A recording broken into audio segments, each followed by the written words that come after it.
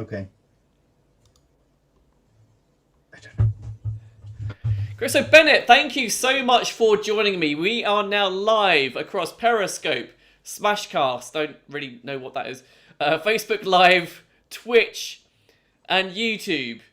Hopefully, that is kind of the plan.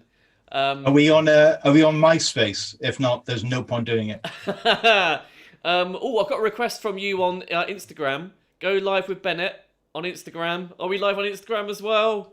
Come on, let's do this. How many things could we be live across? No idea. I don't know what's happening.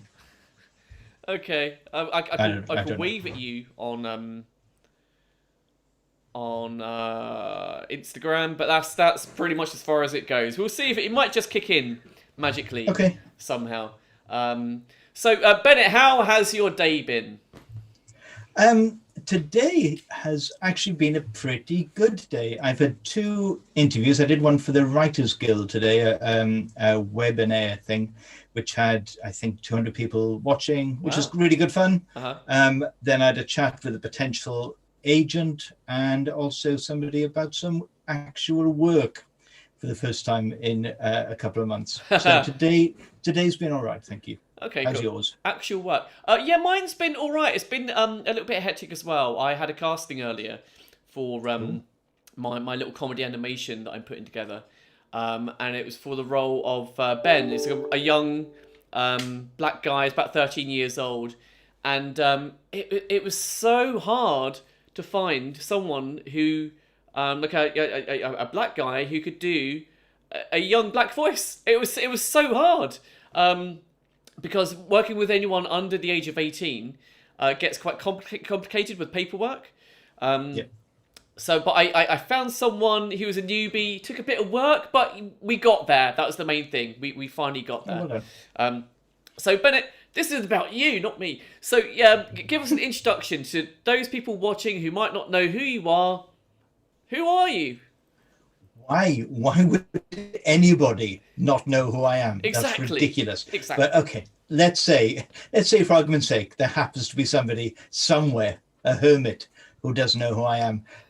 So I'm, what am I? I'm a writer, I'm a director, I'm a comedian, I'm an author, I've had radio shows, presented 2 TV documentaries, written about 40 scripts for TV and radio, and I came 3rd in International Disco Dancing Championship in Tenerife. Oh, there it is. There's the cherry on the cake, huh? Yeah. That's that. Now it's coming out. So there we are. You got that information out of me. Great. I think we can go live on Instagram. I pressed another thing, and I think you might need to press another thing, and then we've got full house, maybe. I've pressed everything. It says picture. It says, yeah, it's installed, but I don't know. Right, turn your camera on, turned on, and then it just keeps saying to me, force stop, open settings, give permission. I've done all that. Really, permissions, everything's allowed. Microphone, storage. I don't know what to tell you, mate. Who knows? I'll leave it on. It might kick in. We'll just see what happens with that. So Bennett, you have some amazing kind of credentials, some amazing credits to your name. Out of all of them, which one for you are you the most proudest of? Which one really kind of stands out for you as being like, yeah, I did that. That was my gig, and I wrote that for that station or for that comedian. What's your thing? Well, apart from the disco dancing, I think. The documentary I made for Channel 4 was something that I both hated and am proud of. It took me a year and a half. It was about fraud and identity theft. And I stole the identity of the Home Secretary and got arrested by Scotland Yard in a dawn raid. You got arrested? Yes, for stealing the identity of the Home Secretary. Wow. Apparently that's a big no-no. Oh, never would have thought that. No, I didn't know. So that was something that I was proud of making the program, not so proud of the arrest, not so proud of the repercussions. And I was very proud. Actually, I think the proudest things I've done, I wrote a book about that, a memoir, and I wrote a romantic comedy book, which has done quite well and had lovely comments from Tony Parsons and Ricky Gervais and many others. And I'm proud of that. So I've always wanted to write a book. So I've done that. So those are the things I'm probably the proudest of. Wow. And my children, and in case they're watching. Yeah, yes. Just tag that on at the end, just in case. Just in case. Just in case. So how did you... I will get on to the main topic of this video, which is how to write comedy for TV. But how did you start? How did you get into it? Because it's so hard to get into if you're an unknown. How did you actually break through? I started off by writing sketches for TV when you could send in sketches. And this was years and years ago when I was in drama school. And I wrote in sketches for Hale and Pace, the Real McCoy programs like that. In fact, one of my sketches I found out last year was in the top best sketches ever of all time in the world something. Wow. Which one? I don't know. It was one for the Real McCoy, apparently, and they just got in contact and said, we want to show this in the program. Is that okay? And I said, yes. I didn't even check to see what it was, but doesn't matter. I didn't get paid anymore. So that was quite nice. So I started doing that. And then I wrote a sketch, which I was really proud of, and said to the producer, and he said, yeah, but that's not funny. What else have you got? And I said, well, no, it is. And he went, well, it's not. And I said, okay, but let's imagine it is, because it is. Yeah. But he was the producer. He didn't want it. So I thought this was funny. I thought the only way I can find out if it is funny is to try it out myself. So I wrote it. I wrote 5 minutes of stand-up around this little sketch and performed it, and it went down well. And that feeling of instant gratification from the audience laughing was great. It was really good. So because of that, I got into stand-up. So as I'm doing stand-up, I'm writing at the same time, really. So I'm doing both things simultaneously. Okay. Do you have a preference over one or the other? Writing. I'm naturally quite shy. So writing for me, the stand-up is all about the writing, really. And then I wrote, on spec, I wrote a sitcom script that I quite like, sent it, and it won a competition. And as a result of that, I got an agent, became member of the Writers Guild, member of BAFTA, and then it's so on and so forth, really. And I carried on writing after that. And that's what I do. I now write scripts. I do a lot of script editing for people. And in fact, what I did when lockdown happened, because all my stand-up work stopped, I mean, immediately I lost, the rest of the year's salary. Mm-hmm. So I bought a domain name called selfisolating.co.uk. Uh-huh. And I offered a service where I would edit people's scripts, be it stand-up scripts, sitcom scripts, dramas, and I would do it at a quarter of my normal rate. And that's been okay. That's gone quite well, really. So people have written in, and I'm working on quite a few of those. And the other thing I did was start sitcom writing workshops.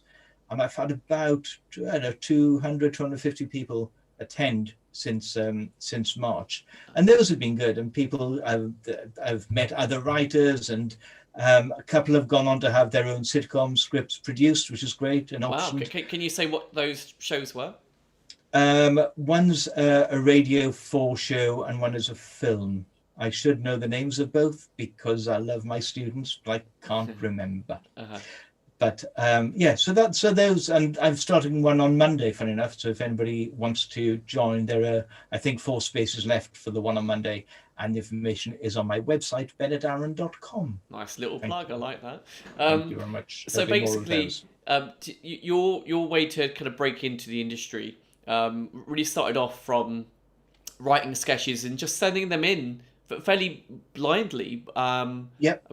At a time where you could actually do that. I think now it's very hard to do that, isn't it? Because if you're on an unknown, you normally get either pushed to one side or you get pushed into a writer's room where there's lots of people with work experience just going through scripts and jokes and gags like there's no tomorrow. And you just never really know where your content's going to go. Yeah, to an extent.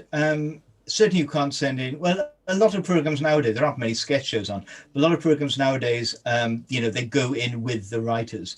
There are radio shows that you can send in material for. Newsjack, for example, accepts unsolicited scripts, and I have a lot of friends who write material for that. So there are one or two, mainly radio, really. But writers' rooms are fascinating. A proper writers' room where, and I've been in 3 or 4 of these. And I've been the head writer in one as well, and I love it. It's just working together, working with a group of people all on the same sitcom or drama is great, and it stops you from being so nervous and so anxious and so worried because you're sharing ideas. If you can't come up with something, somebody else will come up with it. I think it's a really good way of working. They do it a lot more in the States than they do in this country, and I think we should do it much more here, really. And on that point, do you think the writing, the standard of writing is better in the US or better in the UK? I think the US have more writers working on a program, and therefore the end product can feel a lot more polished sometimes. Yeah. So you take a program like Friends, for example. I know not everybody's a massive fan of it, but you take Friends, every line is a gag, and every line is funny because it's written. They have a read through, the actors leave, the writers stay around until the early hours, tweaking every single line to get it right. And that works very well. But, we have some brilliant sitcoms in this country too. We have some awful ones, but we have some, a lot of awful ones, yeah. A few. But, we've got such a diverse range in this country. You've got Fleabag, you've got Mrs. Brown's Boys, you've got Not Going Out, you've got Peep Show. I mean, there are loads, and to say there's something for everyone is quite true. There is. Not everybody's going to like everything, but there is a really diverse range, which is great. Yeah. So when someone is writing comedy for TV, what's the starting point? Where do you start exactly? You come up with the concept. And then you work on your characters. Mm-hmm. I mean, that's it. So you think of what the situation is, literally the situation, as in where they're going to be. Something like go back, like Porridge, for example. The situation was they were in a prison, or you have a situation of relationships. Mm-hmm. So you have your situation, and then you bring in the characters. The characters are what makes it, really. A good sitcom lives or dies by its characters. You can have the greatest setup. It can be set anywhere, but if the characters don't work, don't gel, don't have different enough voices, don't interact comically, don't have enough conflict, it's just not going to work. So you need that. And how do you start creating that? Because as you say, that the characters are what kind of makes the sitcom. After all, you don't have good characters, you're not going to have a decent show. So how do you do it? Do you kind of have to pick kind of real life examples, go into your past and think of characters that you've met along the way, family members? Where'd you go? Any and all of that, really. Mm-hmm. I mean, you think of some of the best sitcoms we've had over the years. Something like Fawlty Towers, for example, was based on somebody that ran a hotel. That the Monty Python team stayed there, and there was this character, Basil Fawlty, not the name, who was like that, very, very rude, didn't want to be there, delusions of grandeur, and so that's what came up. That's the idea came from. If you go back years ago, there's a series called MASH. And that again was based on a true story of a guy called Hawkeye Pierce, and it was his story. Mm-hmm. So that's where that was based. And even something like Seinfeld, Larry David had a neighbor called Kramer, mm-hmm. and put this character into the sitcom. I'm not tell you which character he was, obviously, but he put him into the sitcom. So I always say, use friends, just your own friends, just don't make it too obvious that you're using them, unless you want to let them know something, and it's a good way of subtly telling them what their flaws are. I've got one character in my my animation who's based on my mum, and I might have gone too much. I love my mum if she's watching, just in case. But yeah, like she my mum how to say this? She lacks awareness when it comes to bodily farts and burps. I should say farts and burps. And what I've kind of managed to do with my mum, kind of taking that to the nth degree, is a character a little bit like, almost like a hybrid between Rick from Rick and Morty and Homer Simpson. And that's kind of how I came up with that kind of character, drawing upon that experience. And does your mum know this? She does now. She's watching. Yeah, no, I've told her most things. The show might be a little bit of a shock, but yeah, we'll see if I get disinvited for Christmas, get banned for Christmas. We'll see. So let's say then you got your character, taking like Kramer as an example, and then where'd you go from there? Do you have to find someone the opposite of that character? How do you start kind of creating that character dynamic? Yeah, you want to. What you want to do is to get characters that aren't the same. I mean, that's the main thing. You know, you want to be able to hear a line of dialogue and know which character it is, and not go, oh, it could be this one, or this one. So you want the characters to really differentiate from each other. And as I said, you want, it's always good to have a relationship. It's quite nice to have a love interest, or will they, won't they, unrequited love. You really want conflict. You really want to have characters that don't get on, because it's that brings a lot of humor a lot of the time. So that's what you're looking for. And you're looking for four main characters and maybe two minor characters in general. I think six good characters is about a right starting point. Four main and maybe two minor characters. Okay, great. So let's say then we've now got our scenario. We've got our characters. We've worked on the dynamics between the characters. What's after that? Do we start looking at a episode Bible? Do we start writing at this stage? Yeah. So you've got your situation and you've got your characters. The next thing you want to do is plots, storylines, things like that. So this is how I work. I literally write down just a couple of lines. One of the characters needs to go here, but can't because blah, blah, blah. So you're setting up the want, the need of the character, what they're trying to do, their desire, and then you want to put obstacles in their way so they can't achieve that. I mean, that's basically, in its simplest form, that's what you want to do. So you want to write loads and loads of these, decide which of these plots you think is going to sustain 30 minutes, and then break that down into scenes. I mean, don't do what so many people do and just go, all right, I'll start writing. Because I said, I edit a lot of scripts, and you can tell when somebody has just started writing, because the first couple of pages are okay, and then it just loses where it's going. And, you can be 30, 40 pages in, and you're going, where's the end? Where's the plot? This is just not going anywhere. You've got to do all the groundwork. It's like building a house, unless you've got really, really good groundwork, really good foundation, then when you start putting things on top, it's just going to fall apart. So the outline is the foundation, and you really need to do that. You need to write biogs of the characters, that the characters. People often say to me, what comes first, the dialogue or the character? You can't write dialogue. You cannot write dialogue unless you know your characters inside out. You need to know why they would say certain things, how they would react in situations. All these things are imperative, really, before you start writing a script. Gotcha. Okay.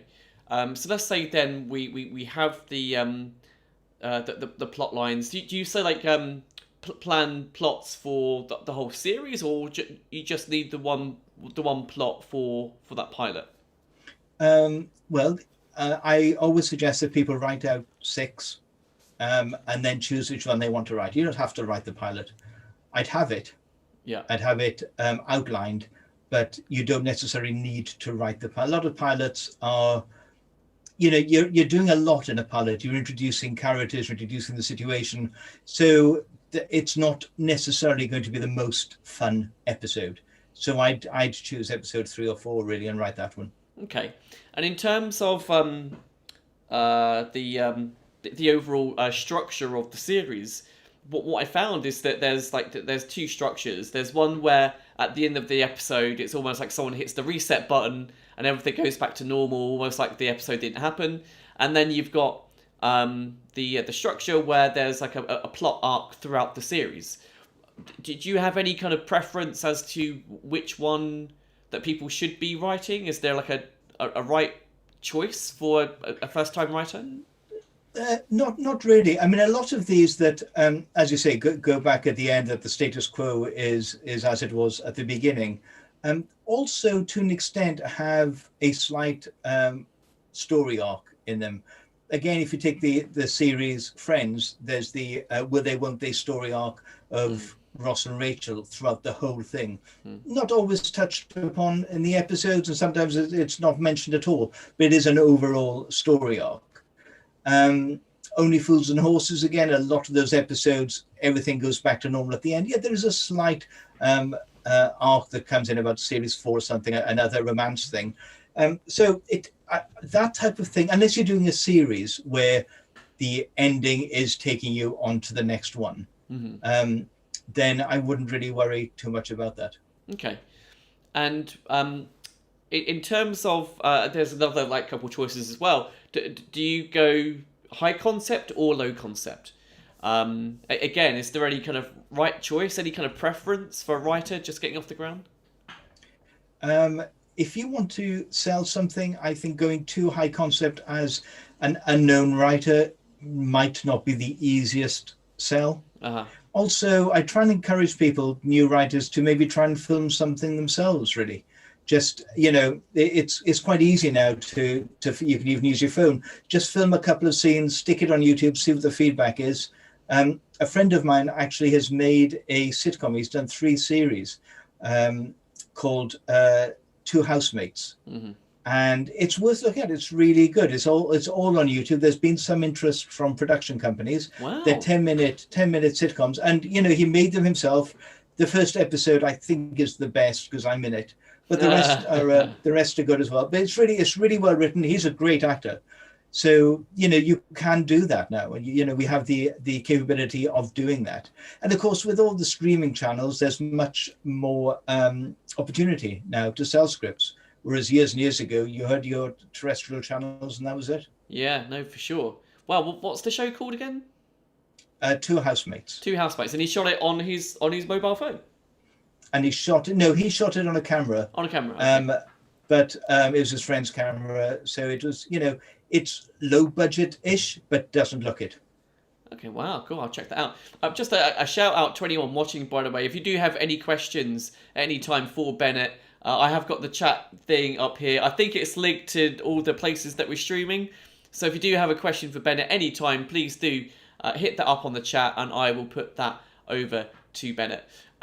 So just kind of picking up from that step then, Bennett. So where we are right now then is that we've got a whole kind of collection of little plot lines. We've chosen one to write the script. What's the next step? Then if you've broken down your episode into scenes, I mean, that's the next step, really. You come up with the concept, you come up with the story, and then you want to do as much as you can bullet pointing each scene, so that all you're then going to do is to add the color, which is the dialogue.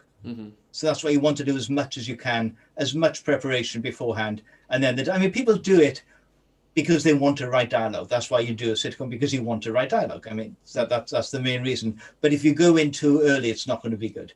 So do all this groundwork, get all your plot points down, and then you can start writing. Okay, great. And in terms of the gag rate as well, what would you advise people in terms of the number of gags they should include, per page, per scene? Does it have to be, like you said before, like Friends, where almost every line is like a gag or a setup for a gag? Does it have to be like that or not? Well, you certainly want to have good gags, in the first couple of pages, because remember, you're sending these out to broadcasters, producers, commissioners. If they're not laughing by page 3 or 4, they're moving on to the next script. They've got a lot to go through. Yeah. So that's what you want to do. You really want to get big laughs in. If not, I don't want to have turned a page without laughing at least twice. You just don't want. If it's a sitcom, that's what you want to be doing. Wow. And how do you know when something's funny? Because what I've found in my experience writing comedy is that I'll write something one day, I'll think it's the funniest thing on the planet. I think that's it. This is the script. I'm gonna be the next Ricky Gervais with this. And then I come back to it 3 days later and I go, what was I thinking? That's not even remotely funny. Like, how do you know when something is going to be perceived as funny? The first thing you do is you write what you want to write. You don't think, oh, they will like this. That's something that people do have a tendency to do, going, oh, I think this is what they're looking for. This is the type of humor they want. It's just not going to work. You write what you want to write. And if other people don't like it, okay, fine. At least you're true to yourself. And then there's the draw test, which is, as you say, you write it, you put in the drawer for a week, leave it, do something else. Write something else for me, come back to it, take it out, read it. If you're still laughing, that's a good sign. Okay, cool. So let's say then we've gone through all these steps. We got a script. We've done the draw test. We've taken it out. Let's say a month later, we're still laughing. We're still getting good vibes from it. We're very confident with the script, what we got. What next? Do we then follow the path of the guy that you referenced before, and do we make it? Do we start knocking on commissioners' doors? Once you've got a script that you're very happy with, then you you put it into a sort of package, really, so that you've got your script, you've got your outlines for other scripts, you've got your couple of lines on each character, and then send an introductory email to a producer, to an agent, say, this is me. I've written this. Will you have a look at it? I wouldn't send it in without sending in an introductory email first. Just two reasons. First of all, they might not want to look at it, and then you just wasted, your time sending it in. And also, if they come back and say yes, do send it in. You've got a name and you've got a contact, and that's a much better way of going into it, really. Is it ever worth? Sorry, yeah. No, come on. Is it ever worth attaching talent, like approaching big named actors and trying to attach them to your script before knocking on anyone's door? Yeah, absolutely. If you can get a big name that says, yes, I love this, I want to be a part of it, then yeah, without question. Okay, cool. Have you done that before? Have you kind of attached any names to scripts you've worked on that have really kind of helped push them through? Have I done? I don't think I've ever gone in with a script with names attached, not that I can remember. I think I've sent in the script and I've sort of gone, this would be good for somebody like so and so and so and so, because sometimes they'll go, funny enough, this person is looking for something, if you're that fortunate. So I sometimes say it's this type of person, in the hope that they can get that person. Okay. And for anyone kind of wanting to start out writing comedy for TV, other than writing script and sitcom, because you've written material for Jack Whitehall and Graham Norton, right, for their shows. The stand-up, like the opening monologue for Graham Norton, I worked on some of those, which won a BAFTA for that series. Thank you very much. Wow, and Jack Whitehall's show, I wrote stand-up material for him to perform in that, which is great. So I mean, it's a nice way in, a nice way of doing things. Also, when there are guests on things like Have I Got News for You, Mock the Week, I have written material for comedians on that also. And again, it's just it's keeping your hand in. It's something I really enjoy doing. Yeah, and are you approached by the production companies because of your established work with sitcom, or is there another way that these people are kind of getting to you, basically? A lot of the time when it's some of these panel shows, it's the comedians themselves that come to me and ask me to write stuff for them. Wow, because the comedians themselves have approached you and said, look, can you write some stuff for me? Yeah. Wow, that happens. That's awesome. Wow. Well, that happens quite often. Well, some of them, of course, I'm friendly with, so it's fine. And others, because they like the material I write. Also, a lot of the time, comedians, probably shouldn't say this, but comedians don't want people to know, or don't want the production company to know, that they haven't written their own stuff. Yeah. So they'll just quietly ask me to come and write their gags, which is fine. Yeah, I have heard stories of a certain very well established British comedian male. I can't say his name, but I think virtually his entire one of the DVDs that he did, like the entire set, apart from I think one gag, was written by someone else. But let's move on, so I don't say his name. So I think after all of that, I think I got a fairly clear idea about how to kind of write comedy for TV. So I just want to chuck it out there to anyone out there on Twitch, on the Facebook that I've just made live, or YouTube. If anyone has a question for Bennett, then please do let me know. And Bennett, I had a thought about trying a little game with you. It's a bit of a experiment. So just really wondering if you might be up for that.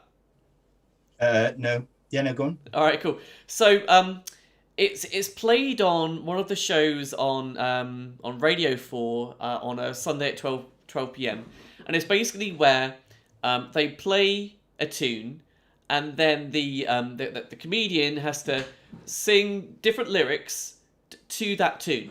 So, for example, one might be Crazy in Love by Beyonce. So you'd get the lyrics for Crazy in Love Beyonce, and then you would do it to something like When I'm Cleaning Widows, for example.